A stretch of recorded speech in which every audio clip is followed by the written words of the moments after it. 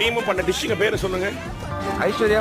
வாழைக்காய் Cola உருண்டைக்கு first இப்போ வாழைக்காயை வேக வச்சுட்டு அப்புறம் ஒரு பாத்திரத்தில் எண்ணெய் ஊற்றிட்டு சின்ன வெங்காயத்தை நல்லா வதக்கி எடுத்து வச்சுக்கிறேன். அப்புறம் அதில் வந்து 4 காஞ்ச மிளகாய் ஆட் பண்ணிவிட்டு 1 ஸ்பூன் அளவு சோம்பு 10 பல் பூண்டு ஆட் பண்ணி நல்லா வதக்கிட்டு அப்புறம் பொரிக்கடலை ஒரு 2 ஸ்பூன் ஆட் பண்ணிவிட்டு ஒரு 1/4 மூடி அளவு துருவன தேங்காய் ஆட் பண்ணிக்கிறேன். ஆட் பண்ணி நல்லா வதக்கி விட்டுட்டு இது கூட கருவேப்பிலை பச்சை மிளகாய் சேர்த்து நல்லா வதக்கிட்டு வதக்கி வச்சுருக்க வெங்காயம் மஞ்சத்தூள் போட்டு நல்லா மிக்ஸ் பண்ணிட்டு இது ஆரவுமே ஒரு பேஸ்ட் மாதிரி அரைச்சிக்கலாம். இப்போ வாழைக்காய்க்கு தோல் உரிச்சிட்டு அதை நல்லா துருவி எடுத்துக்கிறேன்.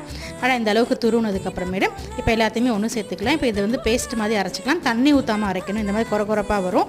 இது எல்லாத்தையுமே ஒன்று சேர்த்துக்கலாம். இப்போ எல்லாத்தையும் ஒன்று சேர்த்துட்டு இதுக்கு உப்பு சேர்த்து நல்லா மிக்ஸ் பண்ணிட்டு அப்புறம் 2 ஸ்பூன் அளவு கடலை மாவு சேர்த்துக்கிறேன்.